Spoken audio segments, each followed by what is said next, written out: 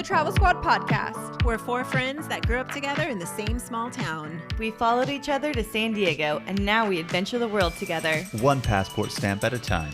We're here to share our travel stories and inspire you to go on your own adventures. Even if it starts with your own backyard. I'm Jamal. Brittanie, Kim, And I'm Zeina. and we're the Travel Squad podcast. so grab your tickets. Your passport. And don't forget your travel insurance. And prepare for takeoff.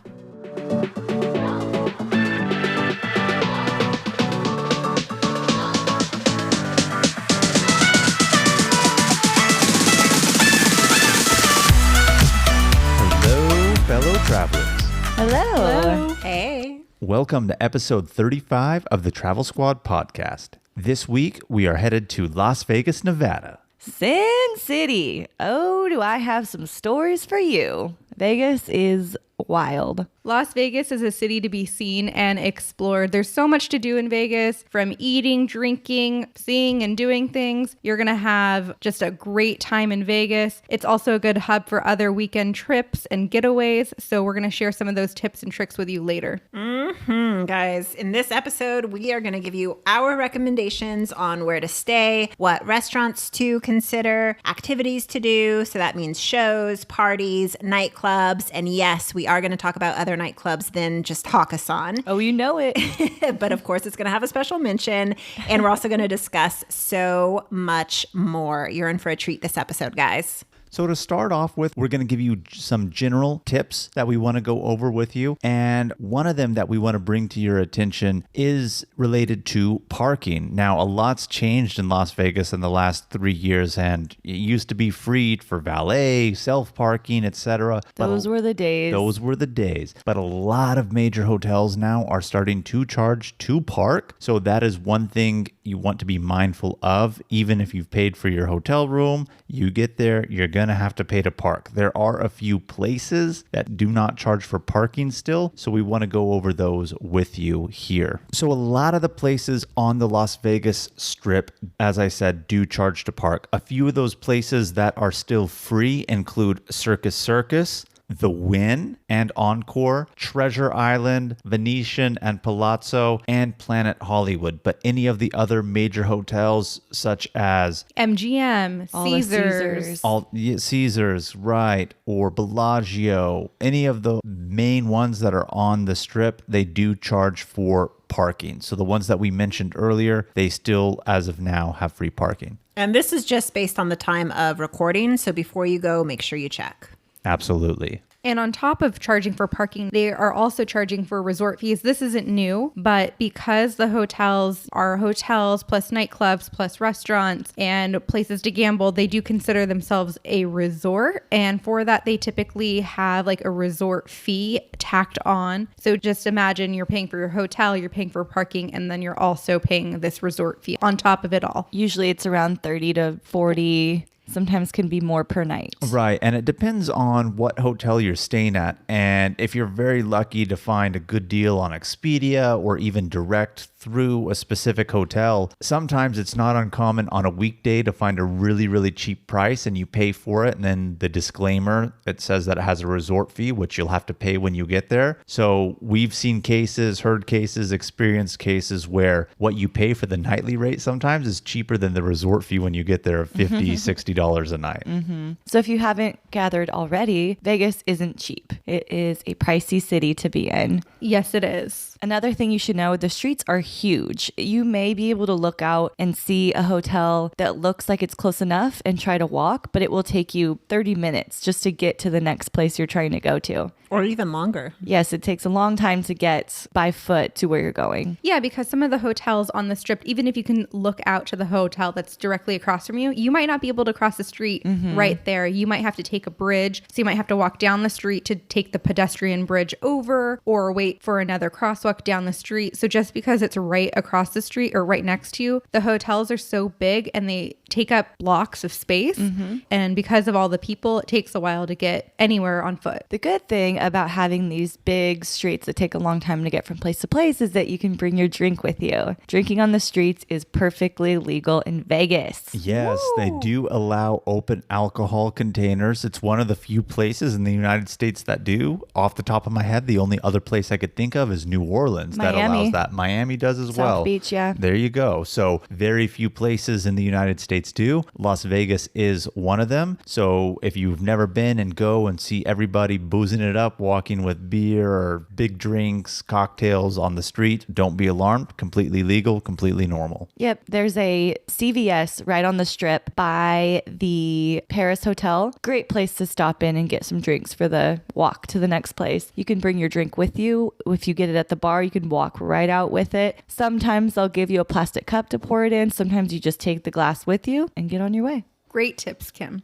Of course, you know how to save $1. Right. Another thing on the topic of having big streets and things taking a long time, it can also take a very long time to get from place to place by Uber. Every one of the resorts or hotels will have an Uber line where you go to, same as where you would get in for a taxi. And so that's a designated pickup place for Ubers, but it could take you a very long time to get to where you're going as well. Especially at night, because Vegas is known for its nightlife. So trying to get around at night can be very cumbersome because everybody is trying to go out. Even if you're not taking an Uber and you're driving yourself in the city, Jamal and I have driven through the city many times. If you miss a turn, you might have to go several blocks down to turn around. It can be very confusing and it can take you much longer than anticipated. So give yourself some extra time when traveling. Yeah, even when we drive to Las Vegas, because it's a very quick drive from San Diego here to Las Vegas, we do it quite often. And the hotels we stay at usually are off of Flamingo. If any of you haven't been, it's irrelevant to this point of the story, but getting off the freeway to get to the hotel and going, 3 stoplights sometimes can easily take 25 minutes. Yes, 25 minutes for 3 stoplights that aren't very far.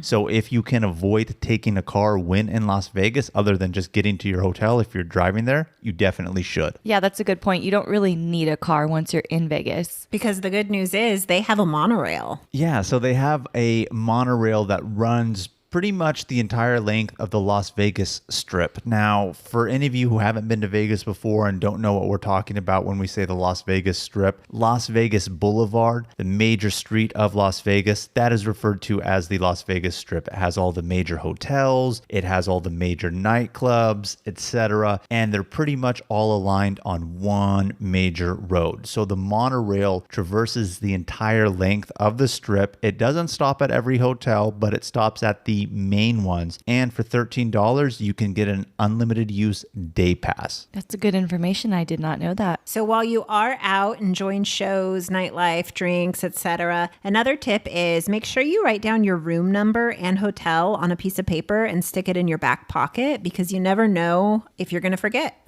Yeah, you might forget it after a few drinks, and a lot of the hotels just as well have multiple towers. So they have different elevators that you can go up to get to different towers of the hotel. So beyond marking your room number, you might want to mark what tower you're in within your hotel. That way somebody could help you out if you get lost or don't remember. Or if you pass out, someone can find it in your back pocket and make sure you get home safely. Speaking of hotels, let's talk about where to stay. Ooh, my favorite hotel in Vegas is the Cromwell. Have any of you guys stayed there? I have not. I have not stayed at the Cromwell, but it is at the corner of Flamingo, just like I was talking about earlier. So I see it all the time, know what it is. It's a centrally located hotel. It's about in the middle of the strip, so it's in a great location, and it's a beautiful hotel. It's so sexy, like everything's black and royal purple and tufted and velvet and just amazing. The service is so good there. It's definitely a smaller boutique hotel. Still has casinos. It has the Dreas pool party. It has the Dreas after hours nightclub, which I'll get into later, but I love staying there. It's a little bit on the higher priced end, so it's not. What would you estimate for a room? Probably like $300 $1,500 a night. That's very high priced. I know they've done a lot of work to remodel it. It's very boutique and chic like you're talking about. But what's so funny for me, and I know you like that spot, I've been going to Vegas since I've been a kid with Zeina, with our parents. I've seen what that used to be. They just retrofitted it. Yeah. And I'm not saying that they haven't made it nice, but just knowing what it used to be, and it's not even a new building, I can't see paying that. Oh my gosh, it's so nice. And the service is really good. When we checked in, our bell guy brought us up to our room. He showed us all the little perks and amenities that the room had. And one of them was that when you're in the shower door comes out to the bedroom. When you're in the shower, if you turn the lights off in the room, your silhouette comes in through the shower. And it's just like super sexy. So sexy. Yeah. Really chic stuff then, apparently. Romantic in there. Yep. So if we're saying that, around $300 is more on the higher end, what are we talking about for a normal stay in one of the big hotels? Normal stay for one of the big hotels, if you're lucky on a weekend, would be finding $110 a night. And That's super cheap. And that's cheap, and that's if you're lucky, and that doesn't even include the resort fee. Right. On weekdays, you can definitely find some of the bigger resorts on the strip in the $70, $80 range during weekdays. But if you are trying to save a buck, you'd be better off staying at one of the non-big named hotels off of the Las Vegas Strip. But no one wants to stay off the strip. That's very true, but I will say this. In terms of a big hotel at a reasonable price, Brittanie and I like to and often stay at the Rio. It is on Flamingo. It is off the strip, but it is very close to the action. And the good thing about the Rio is they do have free parking still. It's cheaper, and all of their rooms are suites. That's nice. I stayed there once before. We had so much room. And I like it a lot. And usually you can get lucky and find, 80 to 120, which again, still pretty expensive, but for Las Vegas prices for a good hotel, not great, good hotel, that's good. And Jamal mentions Flamingo several times, and he's referring to the street because if you're just Googling Las Vegas, you will see that there is a Flamingo hotel. And in all times that Jamal's mentioned Flamingo, he's talking about the street. Yes, thank you for pointing that out. And that's a good thing to point out too, because Flamingo is another hotel that I love like that to stay hotel. at. It's a good hotel, and for being on the strip, not as expensive as other ones. That's and true. I really like it a lot just as well. When I went there most recently for Labor Day weekend, we stayed there. They are also renovating all of their rooms, so they're a lot nicer. They have flamingo decorations. They have entertainment there. And it is a legit resort that deserves a resort fee, I guess, unlike some of these other ones. And not only does it have flamingo decorations, they actually have a flamingo exhibit. Yes, entertainment. That's a good tip to know. And it's free if you want to go visit it. Yeah, they have a little botanical gardens of sort where they have the flamingos, and just a little bit of Las Vegas history here for you. Flamingo is one of the first resorts ever created out in the Las Vegas desert. I did not know that. So it started it all. I know that Bugsy, it's right? old. Bugsy Siegel. Bugsy Siegel. Yeah, he started it all. And you may remember that name Bugsy Siegel because we talked about him in episode 22 when we went to Hot Springs National Park. He used to be a mob figure in the area there, and he resettled out in Las Vegas and started Flamingo. One other thing about the Flamingo is their pool is decent. It's not like a wild pool party, and I don't think it even costs to get in, even if you're not a guest. And it's big, it's fun, but it could be family friendly. It's not like some of these wild pool parties that we'll get into in a minute, but I approve of it. It's a good Sunday pool. Sunday, chill, relax by the pool party. And drink and listen to music, but not get too crazy. And another hotel to stay at, not highly recommended per se, but it's still a good hotel, is the Excalibur. So if you want to fulfill a childhood dream and stay there, I did that as an adult and it was so exciting. But Brittanie actually went there when she was a child. Well, just a little preface for anyone who hasn't been there. The exterior of the Excalibur looks like a giant fantasy castle. Mm-hmm. So I remember being there as a kid before they had the extravagant resorts that they have now, and that was like the creme de la creme of you're a child, you see this castle, they had arcade games and all that stuff, and Brittanie stayed there once when she was a child, and currently now still moderately priced for a hotel on the Las Vegas Strip. Mm-hmm. I think I stayed there when I was 10. I was on a family trip with my mom and my brother and my mom's Filipino friends, and it was like my childhood dream come true. I remember they had an arcade area. My mom doesn't often spoil us, but she gave us like a ton of money money for the arcade. And my brother and I won a ton of stuffed animals that we took home. And then on top of that, we booked the Tournament of Kings dinner, which is in Excalibur. And if you haven't heard of Tournament of the Kings, it's where these knights have these jousting competitions on horses while you have a dinner. And the dinner is like Cornish hen with potatoes and corn, and they don't give you silverware, so you eat it with your hands. So they really keep it medieval, like the theme. Medieval times. Yeah. I would just love to go to something like It that. sounds kind of fun. Is it only for kids?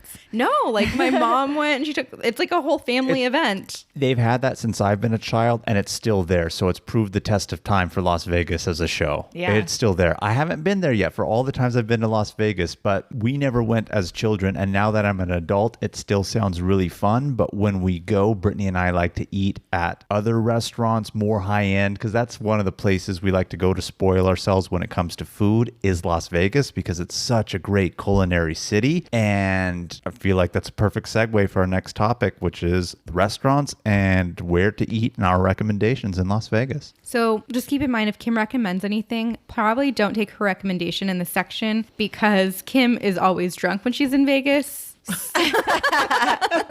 So she probably won't know what's really good to eat in Vegas. She has one good recommendation, which we've eaten at with her. So when she talks about that one, definitely do trust her on it. And I can't say anything because Brittany's right. I hardly ever even eat when I'm in Vegas. I drink a lot. You're fueled by the booze. Exactly. That's all the energy you need, huh? Yep. I respect it. So Jamal and I could probably cover this section pretty well. Our favorite restaurant in Las Vegas is Gordon Ramsay Steakhouse, and I love their beef Wellington, which is Gordon Ramsay's signature dish. Why don't you describe that for us, Jamal? Yeah, so every time we go to Las Vegas, Brittany gets the beef Wellington. I love it, but I myself am a big fan of just their classic ribeye. I've never had a ribeye steak come out better than at Gordon Ramsay. And I'm not just saying this because he's a celebrity chef and on TV and I like his shows. Legitimately good steak. Didn't you guys see him there once? Yes. We have seen him there. We had a celebrity sighting in Las Vegas. Gordon Ramsay was there yelling at my steak before it came out of the window, huh? But wait, you didn't tell us what the beef Wellington is. I'm getting to it. Thank you very much. So to answer Brittany's question, the beef Wellington is a tenderloin, and a tenderloin is the long cut of a filet mignon, which is the really, really tender piece of the beef. And it is wrapped in a puff pastry and baked. But before it gets put in that puff pastry, they also wrap the tenderloin in what's called a duxelle, which is an emulsion of ground up mushrooms, shallots, and other seasonings to where it gets really, really dry and you can basically like cake it around it. And then that duxelle is wrapped with prosciutto. So it's all wrapped in a beautiful little filet mignon ball and then put in a puff pastry and baked, and it comes out with a delicious sauce. So good. That sounds phenomenal. It is phenomenal. So good. It's my favorite dish there. And I will say this, Kim, I know you're not a mushroom person. If I didn't say that, I swear on my life, you would never know there were mushrooms in it. You can't taste it. It's thin. It's just more a thing that they use to wrap the prosciutto. Like you wouldn't even know. So typically when we're there, we get the beef Wellington and Jamal gets the ribeye, but we always finish off the meal with his signature dessert, which is sticky toffee pudding served with brown butter ice cream. What is that? It's pure deliciousness.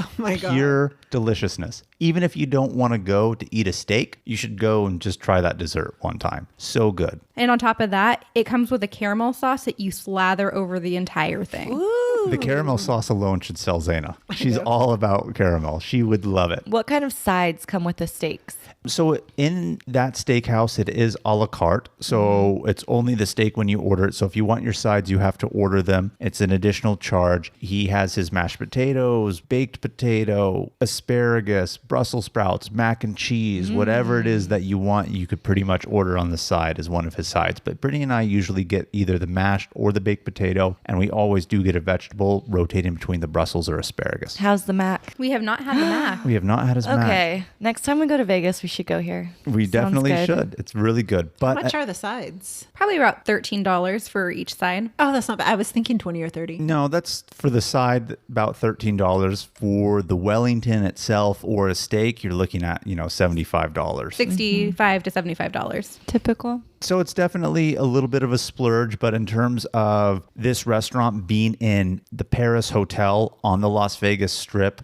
by a celebrity chef, it is expensive, but more reasonably priced than a lot of other fancy places that I've seen in Las Vegas. So as I mentioned before, Jamal and I always go to Gordon Ramsay Steak. So the last time we were in Vegas, we went there and said, well, we should also try a new restaurant. So we went to a new restaurant called Scarpetta. Scarpetta is inside Cosmopolitan. And I wanted to go there specifically to try the duck and foie gras ravioli. How was it? Delicious. Delicious. I am a big fan of foie gras. And if anybody doesn't know what foie gras is, it is duck liver, but it is extra fattened duck liver. And it's just unbelievably delicious. So good. And have that in the ravioli and the sauce and really have it in an Italian type setting because foie gras is traditionally French. So just to take that type of cuisine and put it into an Italian fusion was really, really good. And I'll tell you what, really, really big fan of the Italian food at Scarpetta. Even just looking at the menu of what they had and the other stuff, Brittanie and I have only eaten there once, but we're definitely going to be going back to try it because we saw a lot of things that looked really, really good. And it is about to be our new favorite place in Las Vegas. I know Zeina has a place that she really likes. So why don't you tell us all about that, Zeina?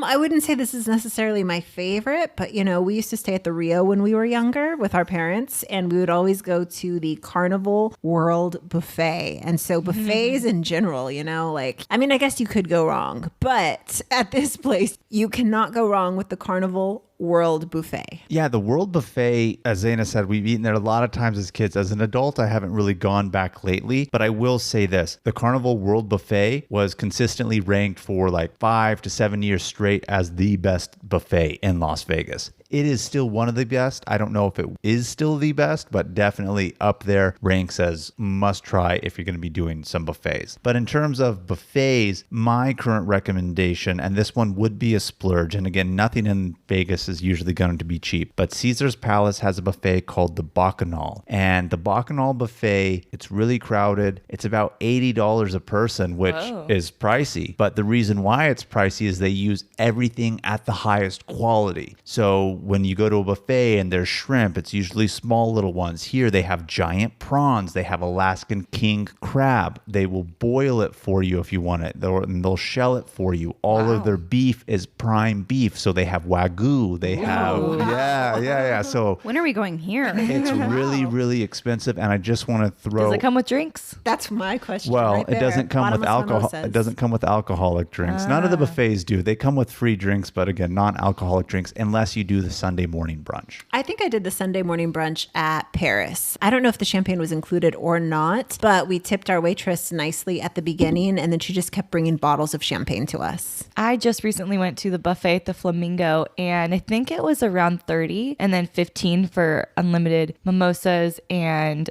Bloody Marys. That's It was not great. bad. I mean, the food was okay, but it was a good deal. You were there for another reason. Yeah, and that's one thing to be said about Vegas in general is there's tons of buffets and some of them have really good deals. You can Google it and find out recommendations for what's the best right now, but definitely hit up a buffet in Vegas. Yeah, you haven't experienced Vegas if you haven't gone to a buffet there. The downside though is that most hotels in Vegas do not give you a free breakfast buffet. That's true. They really should. I will say this though, if you stay at the Westgate Hotel, which used to be the Hilton on the north side of the Strip, Brittanie and I had stayed there one time and we had to wake up early because we were driving somewhere using Vegas as a hub and their breakfast buffet didn't open early enough for us to make it because we had to hit the road, so we missed it. So the Westgate Hotel does have a free breakfast buffet included. Good tip. Yes. Let's stay there next time. We should.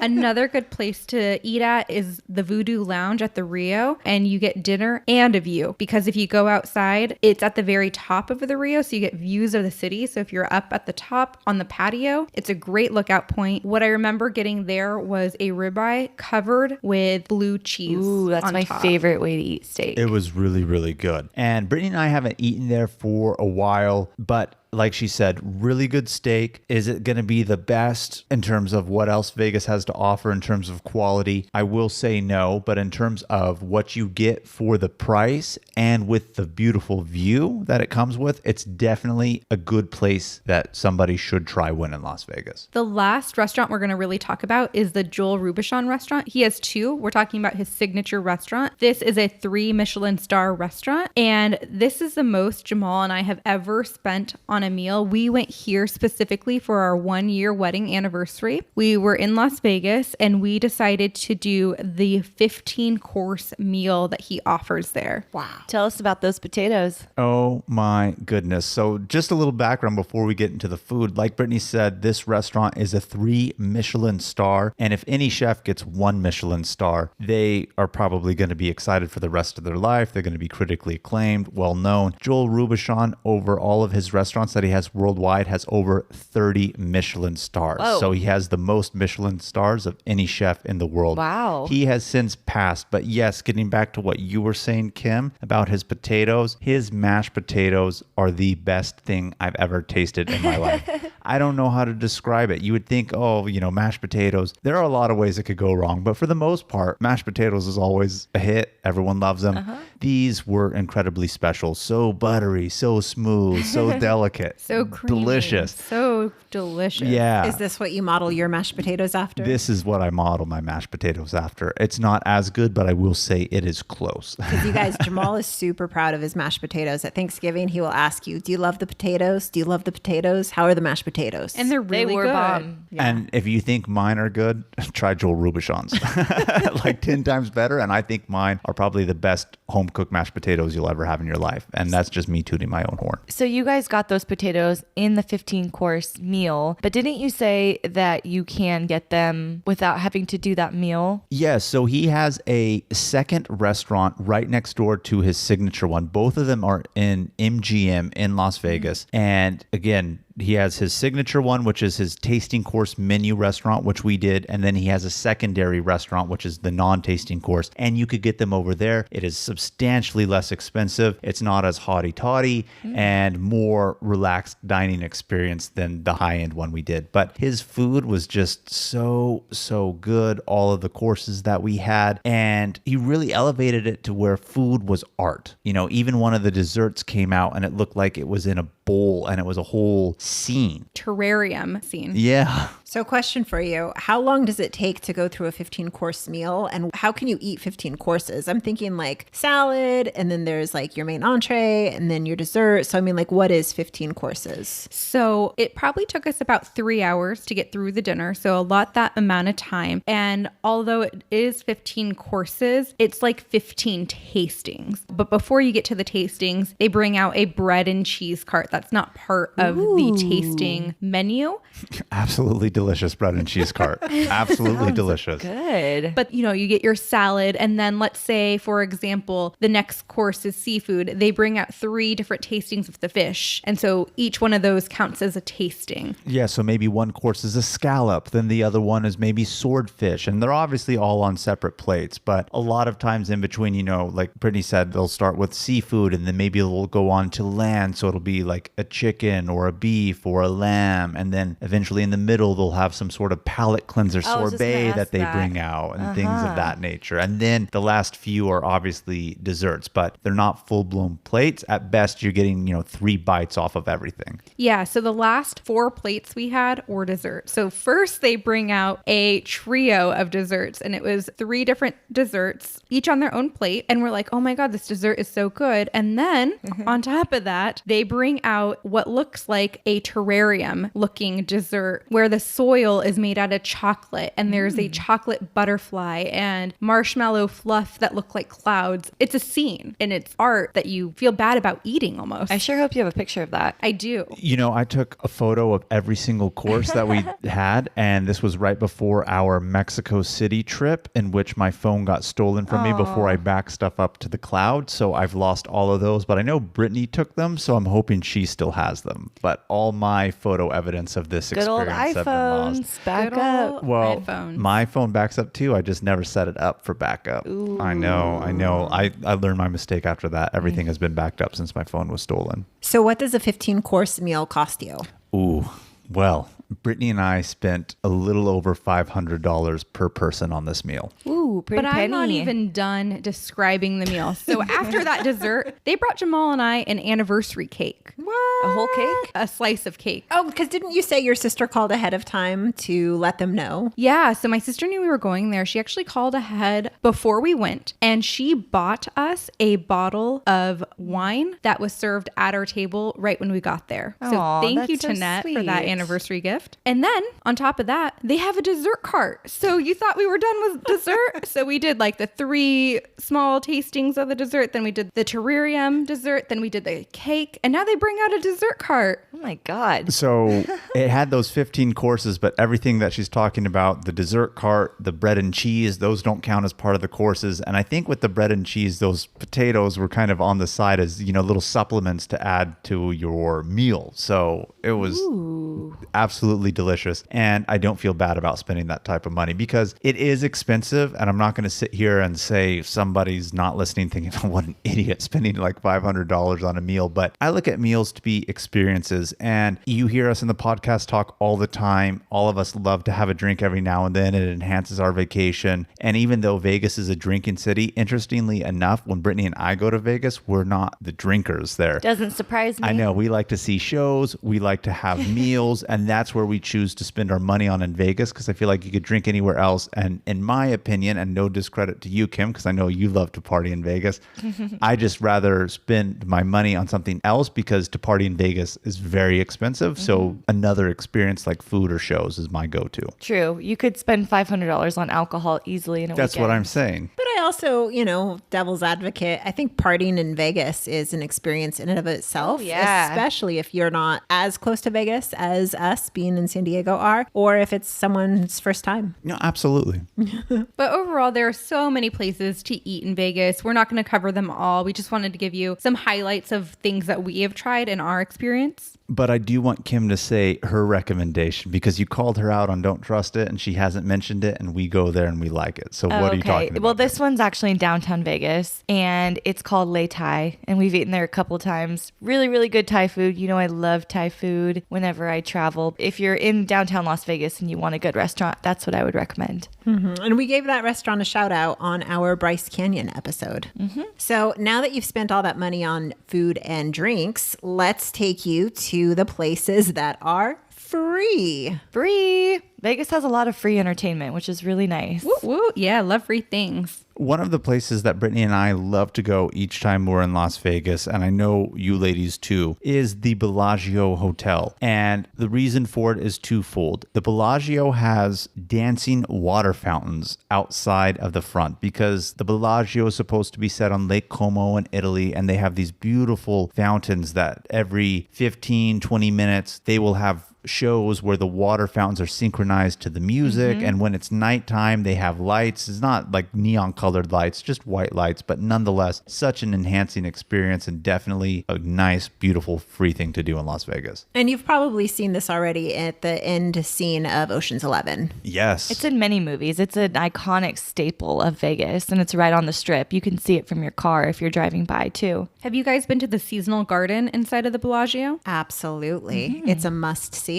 Yeah, every season they change their garden and they make structures out of flowers. So big themed flower landscapes are inside the garden. Jamal, what are some of the things we've seen there? My gosh, on our last trip, they were paying homage to India and they had tigers that were made out of flowers. So they had, and then Elephants. it was just amazing. That's some of the stuff we've seen. And, during spring, they'll change it up every year. For Chinese New Year, they'll have dragons and pagodas and all types of things. So depending on the time of year, not necessarily just the 4 seasons. If big things are coming up, they definitely do Christmas. that. Yes, absolutely. So always go in. It's always going to be new. Even come Christmas time, like Kim's saying, they're not going to recycle the same thing that they did last year. It's always going to be different.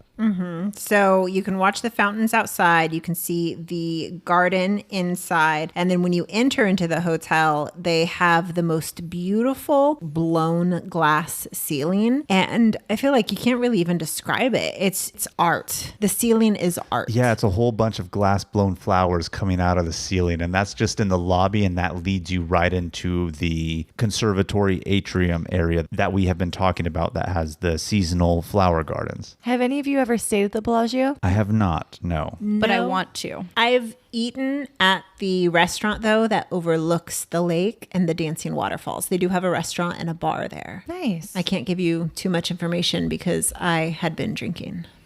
So you don't really recall which one it was. You just remember that you were on the lakefront, huh? Pretty much. They have plenty of restaurants there that overlook it. Brittany and I have eaten one there just as well. Yeah. Yes, absolutely. Another one, again, we mentioned this earlier when we were talking about the hotels, seeing the flamingos at the Flamingo. And another good free thing to see in Vegas is the circus performances at Circus Hotel. They do have an amusement park there that is under a big glass dome. That, unfortunately, is not free, but the circus acts themselves are. So they have trapeze artists and other circus performances that happen under their big top, and definitely good, more particularly if you're going with children. That's a good family environment free show to see. There's also the Caesars Emporium shops. There's tons of designer shops that you can go into, window shop. Obviously, if you buy something, it's not free, but there's a lot of good shopping or even just, passing the time in that shop area. So for the Emporium shops, I believe it's 3 stories and it goes deep into the hotel, and it'll have pretty much every brand name, Gucci, Prada, high-end brand name that you're thinking about.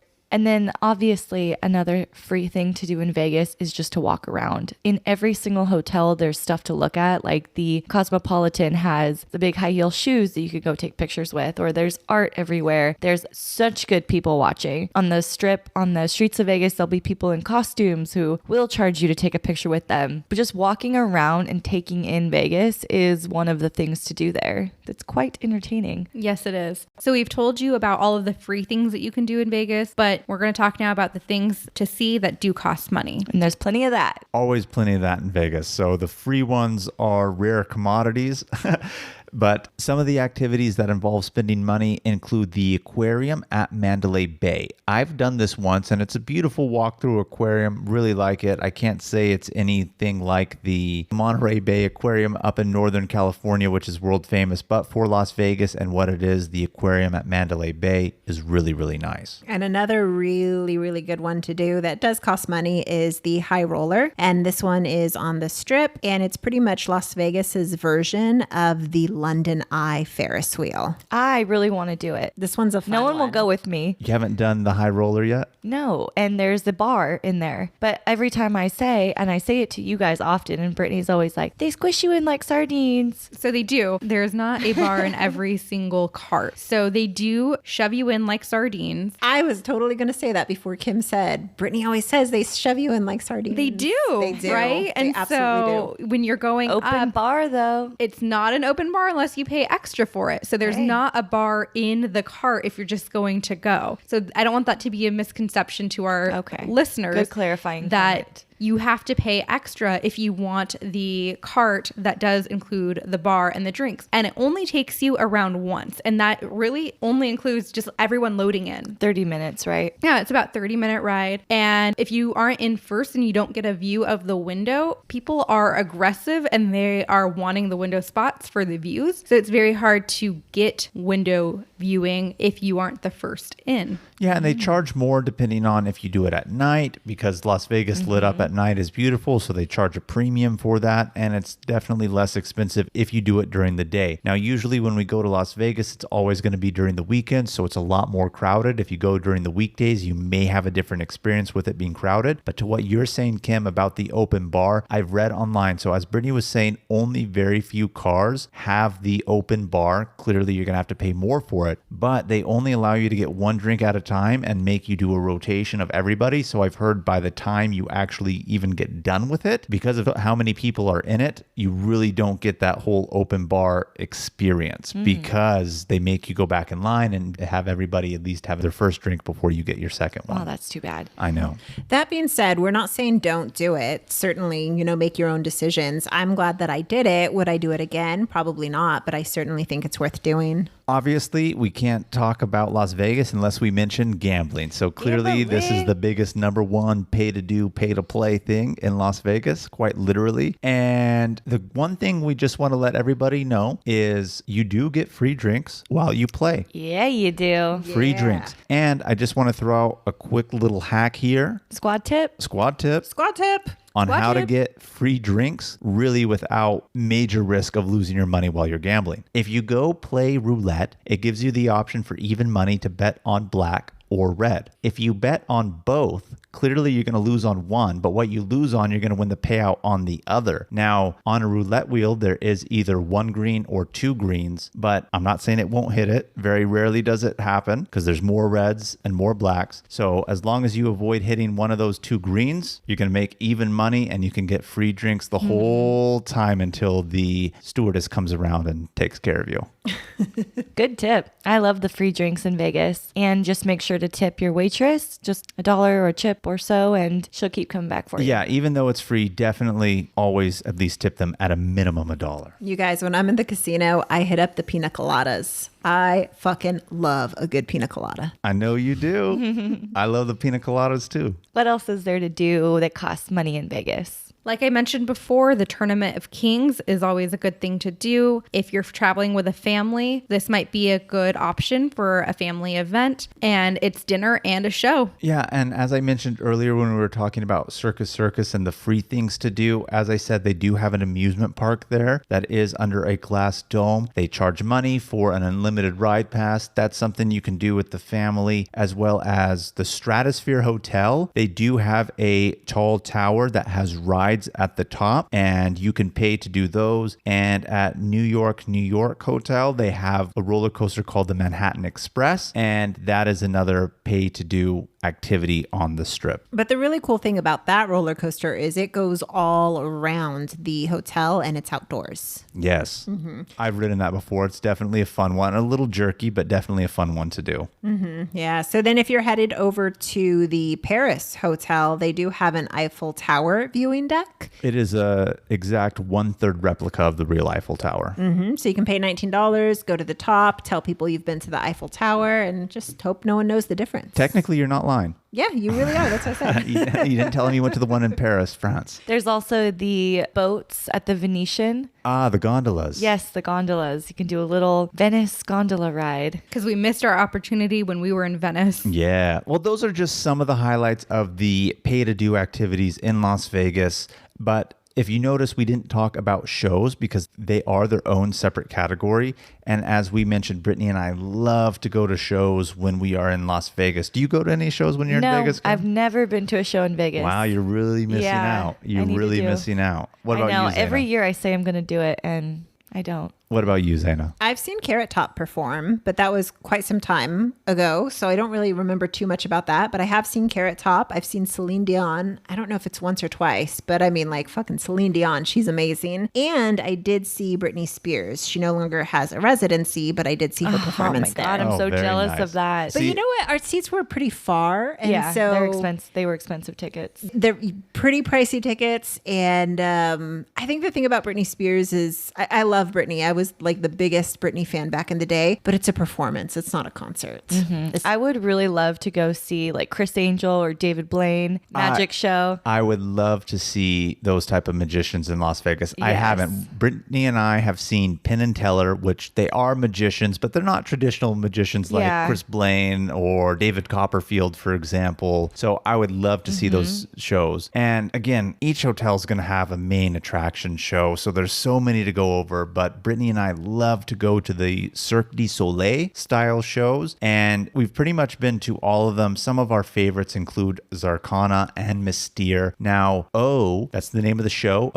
at Bellagio is the signature Cirque du Soleil show in Las Vegas, and it is going to be the most expensive. Is it the sexual one? No, Zumanity at New York is a sexual one. And it is very sexual. What I remember about that show real quick, Jamal, before you get back to O, was at the end of the show, they were pulling people up from the audience to get on stage. And this lady was doing really sexual things with the people performing the acts because they were doing it to her. And it was like very, very sexual. Okay. But it was a good show. But getting back to O, this is the one that everyone says you have to see. It's the best. It's the most expensive. And Brittany and I had been putting it off to see for a long time for whatever reason. I think it was just we didn't really want to pay that money at that point. See other Cirque du Soleil shows. How much are we talking? The cheap seats, probably $130 a ticket. Yeah. So pretty expensive. And we saw it and I don't know what all the fuss was about. The cheaper Cirque du Soleil shows like Zarkana and Mystere, I think were a lot better. But the Wynn Hotel has a show called Le Rêve, which is like a Cirque du Soleil, just not under the name. And that is 10 times better than O, and it's cheaper, and I would recommend that to anybody. See Le Rêve at the Wynn in Las Vegas. And Le Rêve translates to the dream, and it has a lot of thrilling acrobatic stunts that involve the water and the pool in the theater. Yeah, and it's such a small, intimate show. The whole theater is everybody in a round circle, and the stage is in the middle, and the stage sinks into the water, rises into it, and just has a lot of acrobatic shows to it. So really good. But if those type of acrobatics aren't necessarily your thing and you're more into music, they have a lot of shows featuring musical artists such as the Beatles. So they have a show called Love at the Mirage, which is all Beatles themed, oriented. So there's always going to be something for you to do in Las Vegas. And the acrobatic shows are so amazing. It's amazing what the human body can do and what things these performers can do. There's one other show I'd love to see that's not acrobatic. Well, I mean, I guess it could be. And that is the Magic Mike show. Magic Mike show. Love to go to that one. Well, they have two. They have one at Rio, which is a Chippendales, and then I think at Excalibur they have a Thunder Down Under. Is that the one that you're referring Magic to? Mike Oh, they now. have an actual Magic Mike. Okay, they got the licensing fairly rights to new. that. Huh? It's a couple. I think it's a couple years old now. Do you know where it's at?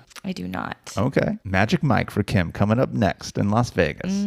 All right. Well, we've talked a lot about what we like to do. Why don't you tell us about your Las Vegas Finally, experience, the Kim? fun stuff. The fun stuff. Okay, so yes, Vegas is known for its nightlife and it has plenty of nightclubs, but my favorite thing about Vegas is the pool parties. There are so many good pool parties. It's basically the nightclub scene set in the heat of the day in a pool. It's amazing. You can see so many cool big name DJs there. I mean, between pool parties and nightclubs, I've seen the Chainsmokers, Galantis, Steve Aoki. Have you seen Pauly D? I saw Pauly D in San Diego. Okay, because Actually, I at a thought San Diego pool I thought party. you had seen Pauly D and you didn't mention him on that list. So, but I didn't remember that it was in San Diego. Not Vegas, but love him. So yeah, you can just have a weekend of EDM music if that's what you're into, which I love. So yes, I've been to Hakazan legitimately for the nightclub. Very fun. It's like 3 stories, huge, amazing. The other thing about Vegas, which you probably already know, but in case you don't, you can drink 24/7. The bars do not close. So the clubs will be open till 5 in the morning, for example. But anyway, back to pool parties. Encore Beach Club at the Wynn. Super, super fun. Marquee at Cosmopolitan is a pool party and a nightclub. Same spot. Really fun. The most recent one that I went to on my last trip over Labor Day weekend was Chaos at the Palms, which is off the strip, but it was so big, so much fun. Saw Marshmallow there. It was such a good time. Tons of fun people. One last thing to know about pool parties in Vegas. Like a nightclub, you wear heels by the pool. You dress cute. Like you're not wearing like a one piece and your plastic flip-flops to the pool. Like No moo to the pool? no.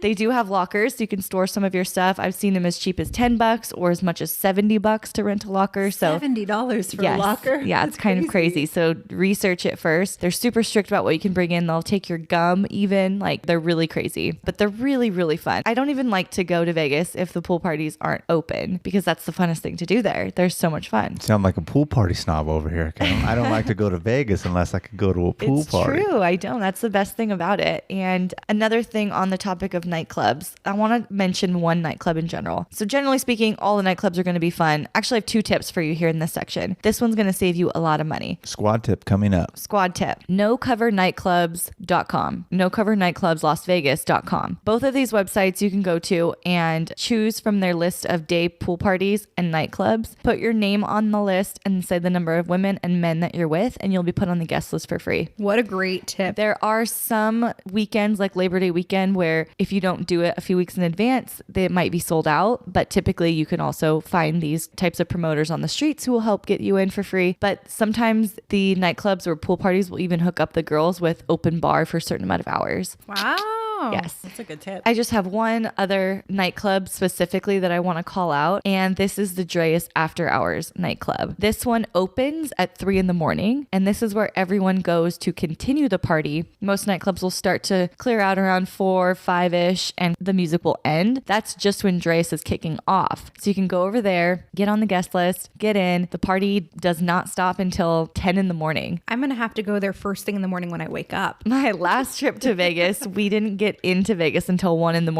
and we did something, and then we went straight to Dreas at 4 a.m, and it was crazy in there. And Dreas is at Cromwell, like you were talking about earlier. Yes. That was actually the second time I've been there. The first time I went there was on New Year's Day 2018. We went with my 2 girlfriends, and we'd been up all night. I think we went there at 7 a.m, and they sat down while I went to the bar to get a drink and was talking to some people. And then I'm talking to this guy, and my 2 girlfriends run over to me, and they're like, "Here you are." And then right behind them is a security guard saying, "How did you girls get in here again?" Because apparently they'd already been kicked out once for sleeping in the nightclub.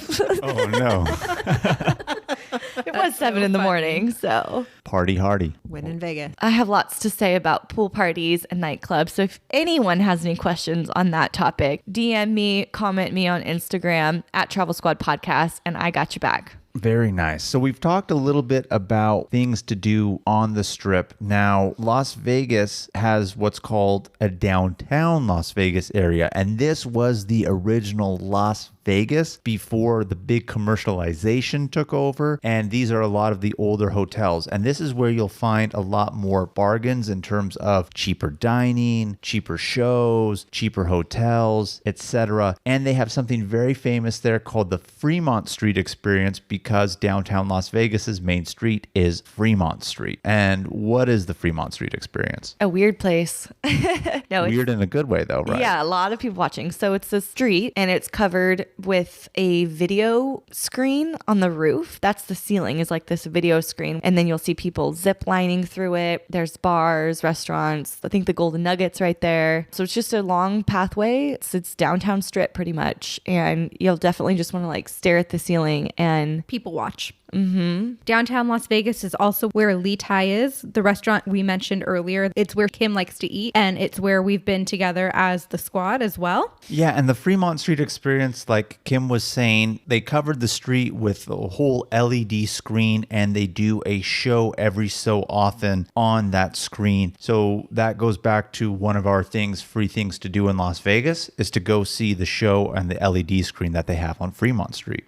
One other honorable mention for downtown Las Vegas is a place called Gold Spike. It's a really big venue. It has indoor, stage, DJ, dancing kind of a thing. They have plenty of tables, games, but then outside they have a huge area with picnic tables. They have a gigantic size beer pong game set up. They have Foursquare. They have all these different like games and activities and tons of people, music, stage. They even had like a big hippie bus you can go into and hang out in with lights all in it. It's a really big, fun venue. Also much more affordable than some of the similar places that you would have on the Strip. So Las Vegas is a great city to visit. There's so much to do and see there, but Las Vegas can also be used as a travel hub. So where are some of the places you can travel to from Las Vegas? Well, number one would be Hoover Dam. And Hoover Dam is a very famous dam that was built during the Great Depression. It's not too far from Las Vegas, maybe a 45-minute drive. It's very, very famous, well known. And it straddles the line between Arizona and Nevada. And it is the dam damming the Colorado River. And that's actually where Las Vegas gets all of its electricity from, is the power plant capabilities. Yeah, when you're on the Strip, you'll see a lot of brochures for tours to go out there. there. And then another place being the Grand Canyon, because the Grand Canyon is also very close to Las Vegas. We also have the Valley of Fire State Park, which is only about an hour away. And we mentioned that in episode 8 when we talked about our American Southwest road trip. Yeah, we actually used Vegas as a hub when we did our American Southwest road trip, episode 8, and we included Antelope Canyon, Grand Canyon, and Valley of Fire State Park all together in one trip. Also, Jamal and I have used Vegas as a hub to go to Zion National Park. In previous episodes, I have mentioned Zion National Park is my favorite national Number park. one. Me too. And I love it. It is so beautiful. It's beautiful in winter. It's beautiful in summer. I just love this park all around. Yeah, Zion is 3.5 hours from Las Vegas. Not a very quick drive, but definitely quick if you want to go out and see nature, do some hiking. And Zion is in the state of Utah. And also going back to episode 33, where we were talking about Bryce Canyon National Park, we used Las Vegas as our hub. That was about a 4.5 hour drive to Bryce, and we used Las Vegas as our hub for that. So a little bit of long driving, but you know, if you have the will in you, 3 to 4 hours is really not a lot of time to be behind the wheel to go do those things. And the Las Vegas airport is the closest airport to some of these national parks if you're going to go to them. One last thing I want to say about using Vegas as a hub, even if you use it as a place to stay in the city and you've done all of the nightlife and you've gotten your fill of the city, you can head out to Red Rock Canyon, which is right outside of Las Vegas, maybe a 30-minute drive. And it is a beautiful place to hike and just get your nature fill in after being in the city. They have some giant desert tortoises out at Red Rocks Canyon, by the way, just as well. Seen them once. Did you see any? Oh, I was just Seen it once. Saw the big giant tortoise once. Yes, absolutely. Really cool out there and really, really close. So now it's time for Kim's favorite part of this episode. Questions of the week.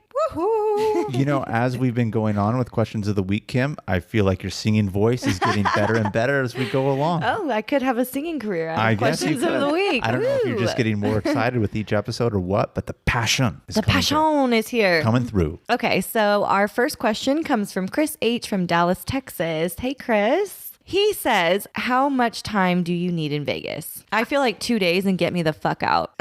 Well, it depends on what you're going to be doing. If you're going to be doing what Kim likes to do, which is the pool parties and have a good time, I totally agree with that sentiment. 2 days. Even without that necessarily, for Brittanie and I not being the big drinkers when in Vegas, those meals add up, hotel costs add up. So I also agree with that. But if I'm saying this as somebody who lives close to Las Vegas, has easy access to it, if you are coming from far away, from the East Coast of the United States or out of country, I would say maybe 4 days is all you need in Las Vegas, unless you were trying to do full-blown day trips to Zion National Park like we talked about, or Grand Canyon, which is close, then maybe you want 5, but 4 or 5. But if you live close enough, definitely don't need more than 2, I don't think. All of us now live about 5 hours away, drive time, an hour and a half if we fly. Oh, even less than that. Yeah. It's so close. So close. And there's something different to do every single time that you go to Vegas. So even though you'll see the main things, if you go back a few years later, there's going to be so many more things to see and do. So I would say anywhere from 2 to 4 days, depending on how much you want to spend and how much you want to see. Yeah, that's something I wanted to say about Vegas too, is the nightclubs, even if it's the same nightclub, new DJs, or same hotel, new restaurants, new activities, there's always something new to do. So you can go back to Vegas and see a completely different experience there. I say 2 days, even if I wasn't doing the whole crazy partying thing, nocturnal life, I would still say 2-ish days, because in the summer, it's really, really hot. In the winter, it can be very cold. It's not like a super comfortable temperature most of the year, and it takes a long time to get to places. Everything's expensive. It's just kind of exhausting being there. There's so much sensory overload. Yes, there is. It's like Times Square on crack.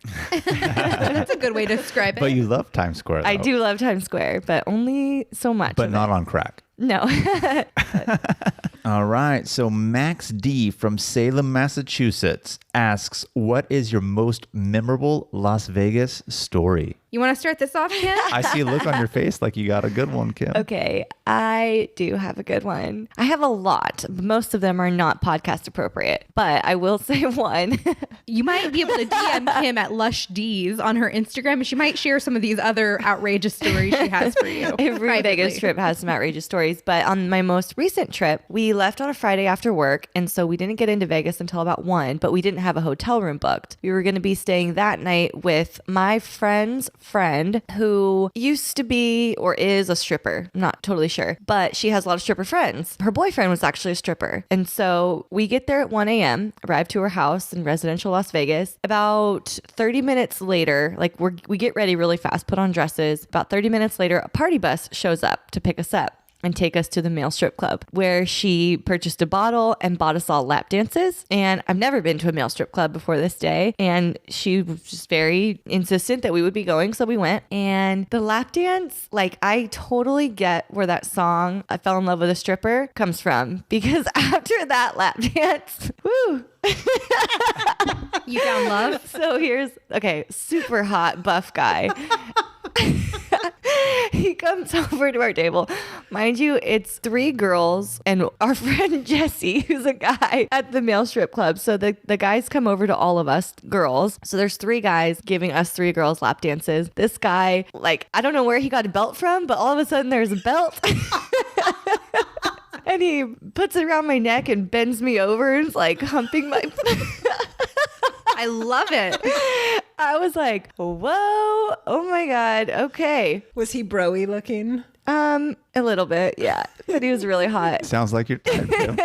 Really hot, really buff. And after that, I was like, I am in love. And You then, guys could have gone to one of the many chapels on Las Vegas Boulevard and gotten married. well, we didn't do that, but we did go to the Dre's After Hours Club right after that. With the strippers? Mm-hmm. Good for you, Kim. Sounds like you did Vegas Showed right up that around night. 4 a.m. to that party. So yeah, great story. I don't know if I could even top that. So my Las Vegas story, I don't know, because what happens in Vegas stays in Vegas. So the same That's goes. true. That's So, why I can't tell a lot of my stories. Yeah. I don't think anyone else can top Kim. We're just going to let her answer this question solo. You know what, Kim? I thought I had a story, but then I heard yours and I'm like, never mind. No, I want to hear it. Come on, tell me your crazy Vegas stories. I don't know how crazy it is, but I just remember driving to Vegas with boyfriend at the time, but with an ex-boyfriend, and my girlfriend and her sister, and I think someone else was already there. So we drove out there and then we pretty much partied all night. But you guys will like this story because I know that you guys weren't fans of the guy. So at one point we were super drunk and we had a really huge bath in our bathroom, and we were sitting across from each other, and I was trying to move my legs from one side of the tub to the other. So he was trying to help me lift my leg, but I was too drunk, and so it accidentally fell, and I like kicked him He deserved it. hard in the nuts. He was so fucking pissed, dude. But I couldn't get my leg around him. You guys make it seem tame because my craziest Las Vegas experience is spending $550 for one person on a meal. Well, I'm pretty sure I spent that on alcohol because after we got out of the bathtub, we decided to continue partying. So we went out to the strip, and then we waited until Circus opened up, and then we rode the roller coaster. And then I think we finally came back at around 10 o'clock in the morning, but it was a timeshare. So we had the timeshare presentation. So we took about an hour nap, and then we went to the timeshare presentation. Fun. The most memorable thing that I've seen in Vegas is Kim making out with a guy with a neck tattoo. Oh gosh, you'll never let me live that down. Any last parting comments about Las Vegas? One last little tidbit I want to add in is we mentioned the High Roller earlier in this episode as the Ferris wheel in Las Vegas, and it is actually the tallest Ferris wheel in the world. Wow. Yeah. Now I want to go on it even more. Right? So I just wanted to add that little tidbit in. Las Vegas is a fun city. Just don't get out of control like the Hangover movie, and don't get arrested. Have a good time. Thank you guys for tuning into this week's episode. Keep the adventures going with us by following us on Instagram at Travels Squad podcast. Tag us in all of your adventures and please send us those questions of the week. And if you found the information in this episode to be useful or you thought we were just plain funny, please share it with a friend that would enjoy it too. Please subscribe, rate, and review our podcast, and tune in every Travel Tuesday for new episodes. Stay tuned for next week's episode. We're going to be doing something a little different. We're going to be discussing how to work out and stay active and fit while traveling. Cool. Can't wait. Because fitness doesn't take no vacation. No, it does not. Bye, everybody. Bye. Bye.